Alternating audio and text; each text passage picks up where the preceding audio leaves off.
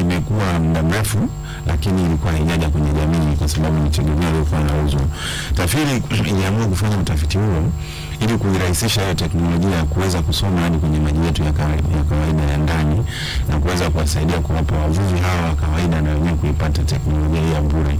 Kwa hiyo ni jambo lilikuwepo, lakini limerahisishwa kwa ajili ya kuwasaidia wavuvi wetu wadogo waweze na wenyewe kunufaika na huduma hizi za teknolojia.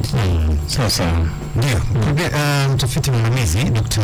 Happy Kokwenda Peter, natamani kufahamu katika hizi tafiti ambazo mnazifanya mmebaini nini, kwa sababu Tanzania ni moja kati ya mataifa ambayo yana maji mengi kwa baharini, ukitoka kule Tanga mpaka Mtwara ni eneo kubwa sana, lakini hadi kuna huko kisiwani Mafia, Unguja, Pemba, yote ni Tanzania. Lakini ukija huko ndani kuna maziwa makubwa tu duniani, ukizungumza Victoria, Tanganyika, kuna Nyasa, mito ambayo usiseme.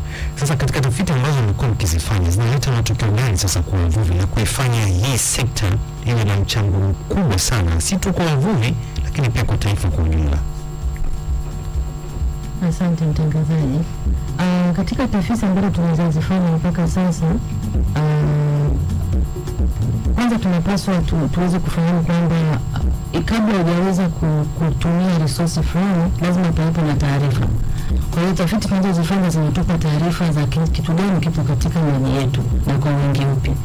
Kwa hiyo kuna tafiti ambazo zimekwisha fanyika, ambako kwa mfano kama mwezi ulioisha kuna utafiti ambao mwingi uliokuja na Freeman, ambako kuna tafiti zilifanyika na wameweza kupata aina mpya ya octopus kutoka katika maji yetu ya Tanzania, ambayo pia inaingiza aina mpya ambayo ilikuwa haijaweza kutambulika katika maeneo mengine ambayo yanapatikana kwa Tanzania, ambayo inatusaidia sisi kwa upande wa utafiti na upande pia wa biodiversity. Lakini pia katika maji ya ndani ambayo kwa mfano Lake Tanganyika au Lake Victoria, tunapokuwa tunafanya zile tafiti zetu, kwa mfano hapa karibuni tunafanya tafiti kwa namna gani tuweze kuondoa tatizo la maji kwenye ziwa Victoria, kama ambavyo kuna taarifa hapa wiki hii zimekuwa zikitoka kwamba hasa waziri mkuu alizungumza kwamba issue ya maji imeshapatiwa ufumbuzi. Kwa hiyo kuna matatizo kadhaa ambayo yanakuja yanaletwa, ndio tunatafutia sisi utafiti na kupata majibu ambayo yanaweza yakasaidia katika hizo changamoto ambazo zipo.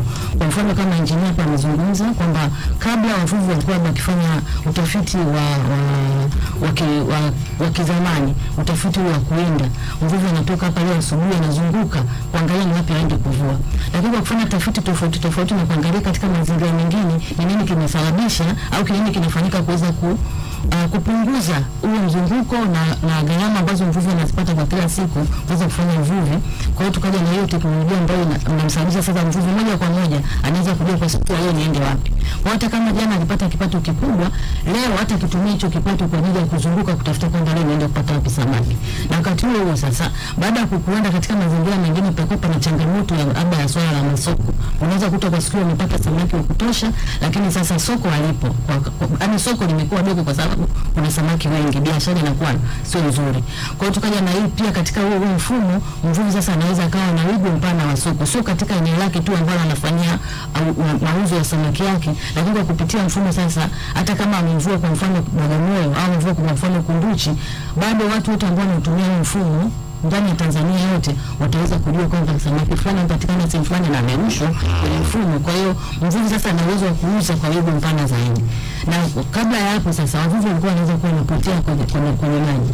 Labda wanaenda kufanya uvuvi hali yao inakuwa mbaya, wanapotea na kuwa kwa ajili ya kuwa rescue ilikuwa ni ngumu kidogo. Lakini kwa sasa hivi kabla mvuvi hajaenda kufanya uvuvi, tunaweza kukuwa na hiyo teknolojia ambayo mvuvi anaweza kujua hali ya hewa kwa siku hiyo.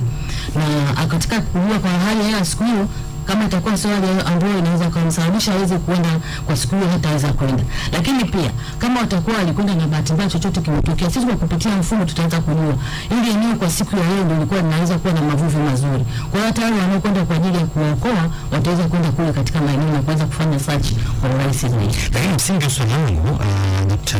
Happy Peter ni kwamba unajua kuna baadhi ya mataifa yenyewe yale ambao wanaita landlocked countries yenyewe hayajazungukwa na maji, kwa mfano kama Finland, lakini moja kati ya mataifa ambayo yanazalisha sana samaki Ulaya huko, lakini pia pato lao la samaki ni kubwa, lakini wenyewe hawana bahari. Sisi Tanzania tuna bahari, tuna mito, tuna maziwa, lakini bado sekta ya uvuvi iko chini. Katika tafiti ambazo wamezifanya, shida iko sehemu gani? Tafiti ambazo tumezifanya tunaweza kusema sio shida iliyopo.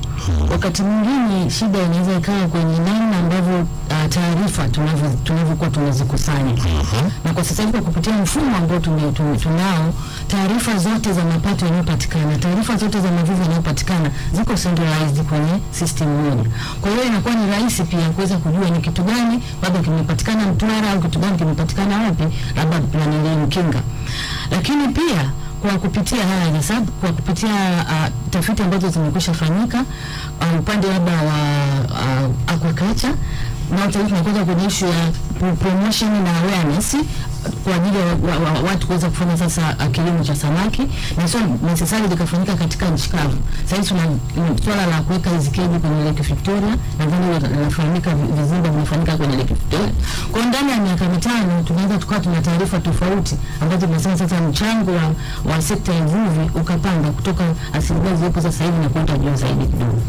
Sasa ni vitu ambavyo nataka kuvifahamu hapa. Unajua tunapozungumzia sekta ya uvuvi si ndivyo? Tunapozungumzia sekta, ni sekta kubwa sana. Ni sekta ambayo ukifuatilia wenzetu namna ambavyo inakuwa ni matajiri sana. Natajwa kuna samaki hapa kwetu pia sisi tunaye hapa jodari. Inatajwa kwa wavuvi ni Afrika Kusini tu hapa, anaweza kavua jodari akatulia mwaka mzima si afanye shughuli za uvuvi. Sasa unaweza ukapata hiyo picha hapa. Ni tofauti sana na kwetu hapa nchini. Kwa mtu ambaye anavua jodari, namna ambavyo anauza huku kwetu, hata sisi tunauziwa hatuwezi kuuzia kwa bei kubwa, kwa sababu hata na sisi pia tunataka pia tupunguziwe. Lakini ukiangalia hata nataka sasa hapa kwa engineer hapa, ukiangalia namna ambavyo samaki anauzwa, ndio samaki ni ghali sana. Yani unaona sasa mtu ambaye yupo chini ni huyo ambaye anakwenda kuvua. Yaani wakati mwingine ni kama kilimo. Unajua hizi sekta mbili hizi, yaani huku ni kuna watu ambao wanafaidika, kuna wale mazimba wanasema matajiri wale wapo hapa katikati, wapo hapa katikati, lakini wa chini huku ndio tatizo. Unaona hao ndio wanafanya kazi kubwa, kwa ile mnyororo wa thamani ni kwamba kuna sehemu ambayo unaanzia ni sehemu duni, lakini sehemu ambayo unakwenda ni sehemu kubwa sana, kwa maana kwamba wafaidikaji huku wanafaidika pakubwa sana. Hii inasababishwa na nini? Ndio maana mimi nachelea kusema ni sekta ambayo ipo duni, kwa sababu walio duni sio wote kwenye mnyororo, ni wavuvi ni huko chini, lakini walio hapa juu hawako duni kabisa. Ni kwa sababu gani? Nimegundua hilo na nakwenda kulifanyia kazi sasa. Asante sana ndugu mtangazaji. Ngoja nikwambie tu ni kweli kabisa unachokisema ni sahihi. Kwenye kubadilisha maisha ya mtu yanaanzia kwenye ubunifu. Ubunifu ndio namna pekee ya kuweza kwa at least kuondoa watu kwenye giza na kuwaleta kwenye mwanga. Wavuvi wetu wamekuwa wanakandamizwa kwa sababu kama alivyosema Dr. Epi kwamba soko lao walikuwa hawalifikii wao wenyewe moja kwa moja. Ukifanikiwa ukafanya biashara na watu ambao wananunua moja kwa moja, yani mlaji wa mwisho wewe mwenyewe kama mvuvi, na usipitie mtu wa katikati ambaye anaitwa dalali, maana yake wewe utakuwa umefanikiwa kufanya biashara katika soko husika. Kwa maana yake kipato cha mvuvi wa chini na chenye kitapanda. Na kama atamuuza samaki huyu mvuvi mwenyewe, yeye kwake kitapanda, lakini pia bei itashuka kwa mlaji. Samani, kwa sababu kumbuka atamuuza wapi? Atamuuza kwa kutumia mfumo. Kwa mfano, kama mvuvi atakuwa amevua samaki leo hii kwenye bahari, akawaposti, au amefuga samaki akawaposti samaki wake, anaongeza wigo wa soko nchi nzima. Maana yake watu wengi wanambidi yeye moja kwa moja kwa kumpigia simu. Maana yake negotiators wanaongezeka, wale ambao wanamgombania samaki yule. Lakini kumbuka ni kwamba mtu wa katikati hapa tayari ameshampunguza. Kwa hiyo mvuvi sasa ataanza kupata manufaa ya moja kwa moja, kwa sababu imekuwa biashara hii ikifanywa na mtu anayeitwa mtu wa katikati. Anakwenda kusema leo soko sio zuri, ananunua samaki kwa bei ambayo haibadiliki, alafu yeye ndo anakuja kwenye soko anabadilisha bei kupitia mfumo huu. Inaweza ni kuwa na mfumo akanunua alafu baada akawapiga watu chini. Inawezekana, lakini sasa kinachotokea ni kimoja, kwa sababu ni soko huria. Kumbuka mvuvi naye ametuma, kumbuka na dalali naye ametuma. Wewe ukiona bei ndogo utanunua ipi? Si utafuata yenye bei ndogo, kwa sababu ni soko ambalo kila mtu anasema anachokitaka yeye ni hiki. Sawa. Kwa hiyo ugombanishaji huu wa wafanyabiashara pamoja na wavuvi katika soko kwa pamoja utasaidia kustabilize, kurekebisha ile hali ya bei. Sasa huyu mvuvi sijui, lakini naweza nikakwambia yeye anakuwa anashindwa kufanya kama umesema, inabidi ampelekee huyu mtu wakati. Kwa sababu gani? Kuna baadhi ya vitu hana vya kuhifadhia hata samaki wakae kwa muda wakati anamsubiri yule mteja ambaye ni moja kwa moja. Sasa huyu mteja anatokea Singida, ni tajiri kwa anataka kununua, lakini afiki kwa siku hiyo, inabidi amtunzie zile samaki azikute au amsafirishie pia.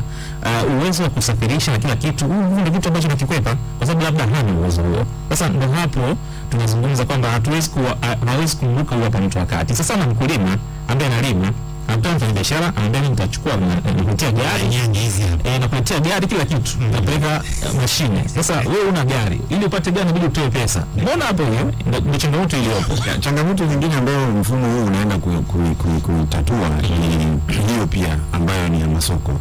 Na kwenye masoko kuna masoko ya aina mbili kama nilivyosema. Kuna masoko ambayo mvuvi mwenyewe anajaribu kutuma, na kuna hawa watu wakati wenyewe wanatuma. Lakini kuna sehemu tunazoziita collection of fish, yani sehemu zinazokusanya samaki, tunaziita cold room au sehemu za barafu, vyumba vya barafu. Vyumba vya barafu vimekuwa vimewekwa na wizara kwenye kila baadhi, kwenye maeneo mengi yanayokusanya samaki wengi. Vyumba hivyo kazi yake ni kukusanya samaki kwa ajili ya kukaa muda mrefu, kwa ajili ya kuja kuuza kwa bei nzuri.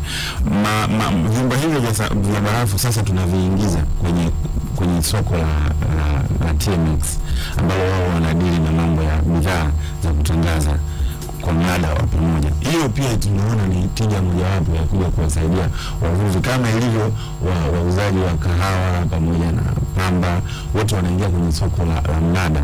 Kwa hiyo na wavuvi nao kwa kupitia hayo majokofu baridi, samaki wao wataenda kuwapeleka pale. Kwa hiyo maana yake sasa ni nini? Maana yake ni kwamba bei itakuwa wazi, kwamba kuanzia sasa hivi kilo moja ya jodari ni shilingi 10,000. Si ndio? Kwa hiyo hata mvuvi anavyoenda kupeleka samaki wake kwenye ile jokofu anakuwa anajua kabisa kwamba bei elekezi ni hii. Kwa hiyo hata yeye mgao wake atakuwa na uelewa kulingana na soko linavyoendelea ndani na ili kwa baadaye. Sasa sio kwa baadaye ndio tayari pia mfumo huo ndio unaanza kufanya shughuli hiyo. Kwa mfano hapa umeanza kwa hapa Dar es Salaam ferry pale, ndio tuko kwenye marekebisho ya kutengeneza kutambua yale maeneo ambayo yanakusanya samaki na kuwarasimisha rasmi na kutangaza hiyo hali na kuwafundisha wavuvi namna gani ya kufanya biashara na wao ambao hivi. Kwa hiyo ushakufika pale ferry pale panapovua samaki au hapa Msasani? Ndio nimefika. Hayo majokofu yapo. Vyumba vipo vinaitwa wanaviita cold rooms kwa vipo pale ferry. Na watu wanakuwa na barafu tu wanaweka yote viko ziwa Tanganyika, ziko za Victoria, sehemu zote ambazo kuna samaki na kuna mialo na kuna umeme au kuna saa nyingine wanatumia sola, wanakusanya samaki wanaweka kwenye hayo hivyo vyumba vya barafu. Vipo. Sasa unajua kwa vipo unaweza viko wanda unaleta ile pale free. Unajua hapo. Si ndio? Inawezekana ni makuo down container makubwa na sasa ambapo ndani yake unakuta sasa ndio na barafu inakuwa kama ile container lao beba na magari. Ndani mle unakuta kuna zile mashine zinazotengeneza baridi na kuna kuhifadhi. Ni collection point za maeneo kwenye kila mialo, tunaita mialo inayokusanyia samaki. Hizo cold rooms zipo. Utaratibu wa urasimishaji na kuzipeleka kwenye soko la bidhaa ndio unaoelekea. Kwa hiyo tunaamini pia itasaidia kuchagiza soko bei ya samaki katika hali ya uwazi zaidi.